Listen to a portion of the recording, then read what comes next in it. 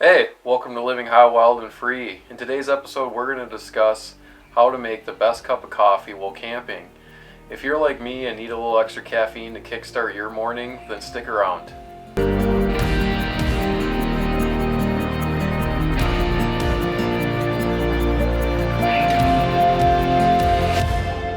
Living on wild and free.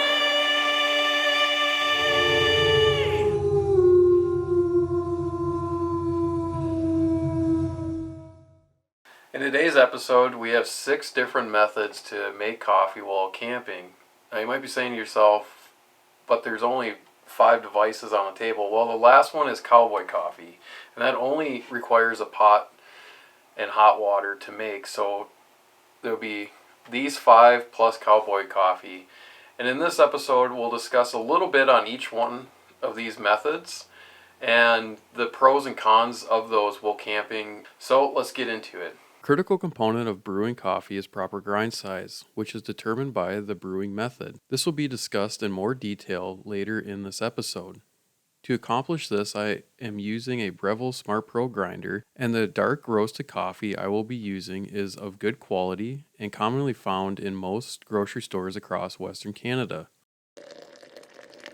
Moving on to our first brew, Cowboy Coffee.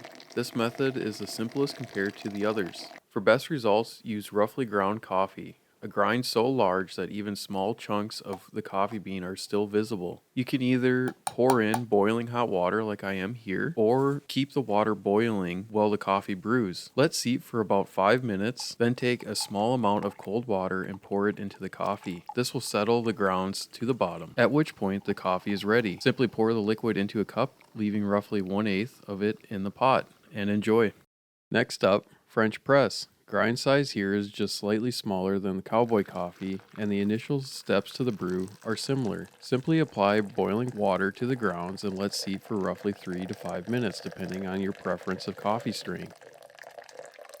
Where it differs is this apparatus here. French presses vary, but the common theme is essentially a plunger with a metal screen which is used to separate the liquids from the coffee grounds. Once they have seeped enough, then the plunger is pushed down, forcing the grounds to the bottom, then the coffee is ready to be enjoyed. Next in line is the percolator. This contraption has been around for more than 100 years and not much has changed since then. The pot is filled half or 3/4 full of water while coffee grounds go in the metal basket. The percolator is then set on a stove or campfire and allowed to heat up until the water begins to boil. The trapped gases and heated water rise from the bottom of the pot up the metal tube and then splash over the coffee grounds in the basket. This needs to be sustained for about 5 to 10 minutes while the coffee is brewed. The longer the percolator is left to boil, the stronger the coffee will be. I found that there is a fine line with a percolator between strong coffee and burnt coffee, so I suggest doing some experimentation with brew duration. We're pouring into our next method with the pour over. This is done with 2 different parts, a holder here in red and a filter, either a paper filter used here or a metal screen. To remove any unsavory flavors from this filter, it is best to rinse it with hot water before adding the coffee grounds. To help with evenness of extraction, it is best to saturate the coffee grounds with water to allow the gases to escape. This is known as bloom. After about 30 seconds, a small consistent stream of hot water is used to mix the brew evenly. Ideal grind size is around medium depending on the type and roast of the coffee you're using. I commonly use an oversized filter so I can have a variance in how much coffee I make, from a single cup to a thermos full. Jumping ahead, let's talk about a relatively new device for making coffee, the Aeropress. The device is comprised of 3 different components: a cylindrical brewing area where coffee grounds and water are placed, a plunger with a rubber seal, and a basket which holds a small pre-cut filter. Found optimal grind size somewhere between medium to espresso fine. For this test, I am using a brewing method for the Aeropress commonly termed as the inversion method. This is done by placing the plunger on the top of the brewing cylinder, then standing the device upside down, adding coffee grounds and hot water to it. While it sits for about 2 minutes, I place and rinse the filter with hot water and attach the basket. Extraction is simply done by pushing down the plunger slowly until the liquid is forced into your cup.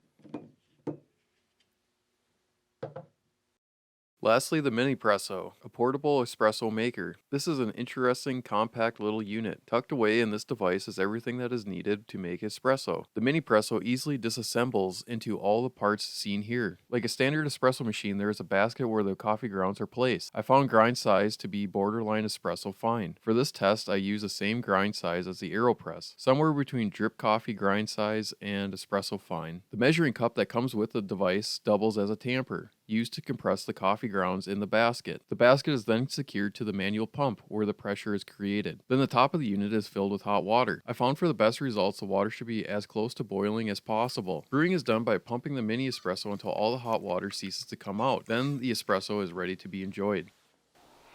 Alright, the time has finally come and I'm taking it serious. Got the hair up, ready to rock. And before me is 6 delicious, well, hopefully delicious cups of coffee. And between each taste test, I'm going to rinse my palate and just make sure that my taste buds are ready to analyze all of the flavors. So to start things off, here is the Cowboy Coffee. Oh, that's interesting. Some things that I find really surprising about this is that there's very little grit. I thought for sure, there'd be particulates floating in there. And it's really not that bad. I mean, I wouldn't say that it's a clean cup of coffee. There is still a lot of sludginess to the coffee. Yeah, it's actually really nice. The cold water technique really helps settle a lot of the particulates in the water. And it's not bad. I mean, for no filtration whatsoever, it's a good cup of coffee. And this is the French press here.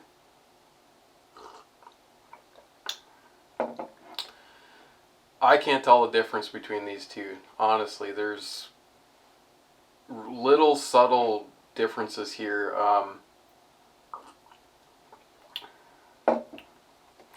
I can't tell the difference. These two are honestly on the same level. And to the Percolator, that's interesting.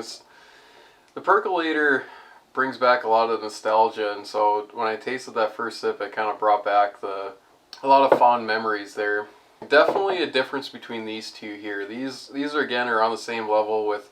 There is, after tasting this, I do pick up some of the sludginess, the particulates in these coffees here, where this surprisingly doesn't have as much. So it's a cleaner cup of coffee, more woody notes with that and not in a bad way either. That it's not bitter by any means. It is a little bit under extracted here, but so I could have left it on the stove a little bit, but there is this fine point between burnt and under extracted I find with the Percolator, and so I always err on the side of caution with the Percolator because burnt coffee is just not good. And onto the pour over. With the filter, you really get a sense of the coffee. Like you can actually taste the whole body, the whole flavor of the coffee, because the filter removes out all the little particulates in it, and you can really get a good sense of what the actual coffee tastes like. And I would say my preference is that I like that style. I like that sense of being able to taste the whole coffee. It's round, it's robust. I like that. That's much more enjoyable to me than say these. And now onto the Aeropress. That is interesting. Now, kind of like with the Cowboy Coffee and the French Press, there is subtle differences here, but they're so minute that it's hard to really articulate what I'm tasting. This is a really tough decision between these two. They almost taste identical. Now going back to the pour over, the Aeropress is a little bit richer in flavor. The chocolatey, smoky flavor of a dark roast coffee is really coming out in this. So this slightly hedges out the pour over coffee in just in taste. Alright, last but not least, the Minipresso. Yeah, it's nice. I mean, I wouldn't necessarily call it an espresso. It is the richest, the most full body, the strongest coffee out of all of these. But is it actually espresso? I would say not. If I was out in the middle of nowhere, then this might be an actual pretty good cup of espresso. In comparison, just in flavor, I would actually go with the Aeropress. I was kind of surprised. The pour over has been my go-to for many years now, and the Aeropress is a new purchase for me and a new style of making coffee, and it actually has become my favorite way of making coffee. But flavor isn't everything when it comes to making coffee out camping. We also have to think about portability, about how easy it is to use it, to clean it, those sorts of things. And well, the obvious winner here is the Cowboy Coffee. You don't have to bring out any extra gear. You can bring any sort of pot or pan that you have. If you forget any of these things, you can always use just a pot. That's all you really need, and it's easy to clean up. It's easy to discard the coffee grounds, so on and so forth. So as terms of ease of use, I would give it to the Cowboy Coffee. Now, for actually making the coffee, I would say that the percolator is probably one of the most difficult. At least that's what I find. I find that it's really easy to burn the coffee or extract it like I did right now. So it is definitely my least favorite way to make coffee. Now, I'd have to say there's a tie between my favorite. And just in flavor, the Aeropress is the best. I do like the flavor of it.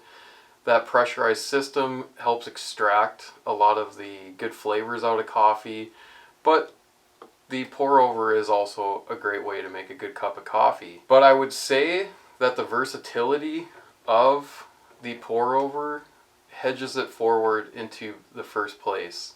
I like that I can use it for multiple cups of coffee. So if I have a camping partner, we can make a full thermos full of good tasting coffee and share it between the both of us, where the Aeropress is limited to 1 cup of coffee at a time. Now, in certain camping styles where I'm just going to be hanging out at camp, that's fine. But usually I like to wake up in the morning and get going, whether that's fishing, hunting, exploring, whatever that may be. I like to get up, get my coffee, and get going, where the Aeropress really doesn't cater towards that. With the portability, ease of use, the versatility, and that makes a great cup of coffee, the pour over is my go-to. Now, I can understand why somebody would care for any of these. If you like a more gritty cup of coffee and you don't mind a little bit of particulates in that cup of coffee, then I would go with the Cowboy cup of coffee. It's simple, easy, and you don't have to bring any extra equipment with you.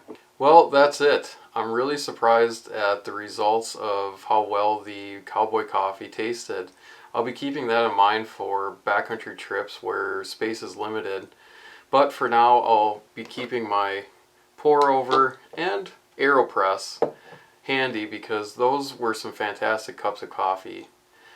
I really appreciate you watching all the way until the end. That helps out the logarithm of quantum physics, and I don't quite understand it, but it does help this video out, so I appreciate that. I hope everyone stays safe out there, and as always, keep living high, wild, and free.